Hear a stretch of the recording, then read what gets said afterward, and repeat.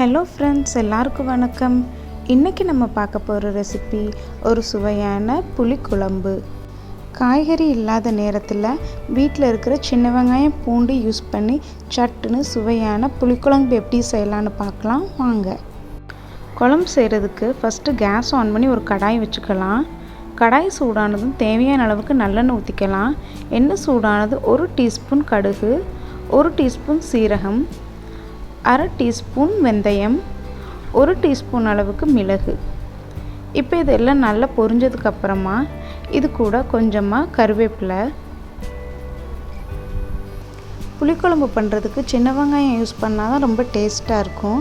இது கூட 25 to 30 சின்ன வெங்காயம் சேர்த்துக்கலாம். அப்புறமா இது கூட தேவையான அளவுக்கு பூண்டு, நமக்கு எவ்வளோ பூண்டு தேவையோ அவ்வளோ பூண்டு இது கூட சேர்த்துக்கலாம்.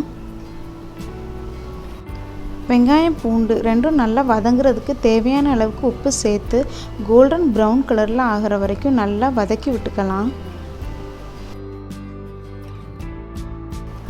பாருங்கள், வெங்காயம் பூண்டு ரெண்டும் ஓரளவுக்கு நல்லா வதங்கிடுச்சு.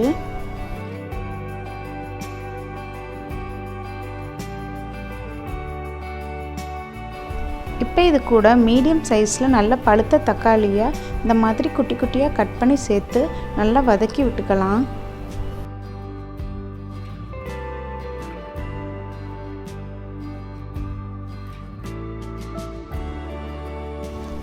தக்காளி நல்லா மசிகிற வரைக்கும் வதக்கி விட்டுக்கலாம். இப்போ இது கூட தேவையான அளவுக்கு காரம் சேர்த்துக்கலாம். நான் இன்றைக்கி 1/2 டீஸ்பூன் அளவுக்கு மிளகாய்த்தூள் சேர்த்துருக்கேன். 1/2 டீஸ்பூன் கொத்தமல்லி தூள், 1/4 டீஸ்பூன் மஞ்சள் தூள், கொஞ்சமாக பெருங்காயத்தூள். இப்போ இது எல்லாத்தையும் நல்லா வதக்கி விட்டுக்கலாம். அடி பிடிச்சிடாமல் கேஸை சிம்மில் வச்சு இந்த மாதிரி நல்லா வதக்கி விட்டுக்கலாம். மசாலாவோட பச்சை வாசனை எல்லாம் போய் நல்ல ஒரு வாசனை வரும். அது வரைக்கும் இந்த மாதிரி சிம்மில் வச்சு நல்லா வதக்கி விட்டுக்கலாம். நல்லா வதங்கிடுச்சு. இப்போ இது கூட ஒரு லெமன் சைஸ் புளியை சுடுதண்ணியில் ஊற வச்சு கரைச்சி எடுத்து வச்சுருக்கேன். அதை இது கூட சேர்த்துக்கலாம்.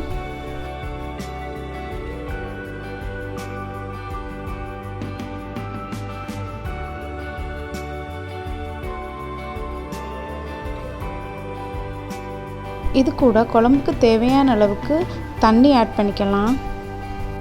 உப்பு சரி பார்த்துக்கலாம். தேவைப்பட்டால் உப்பு சேர்த்து நல்லா மிக்ஸ் பண்ணிவிட்டு ஒரு லிட்டு போட்டு க்ளோஸ் பண்ணி வச்சிடலாம்.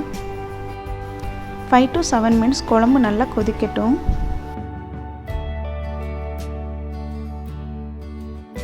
5 minutesக்கு மேலே ஆயிடுச்சு. இப்போ ஓப்பன் பண்ணி பார்க்கலாம். பாருங்கள், குழம்பு நல்லா வத்திடுச்சு.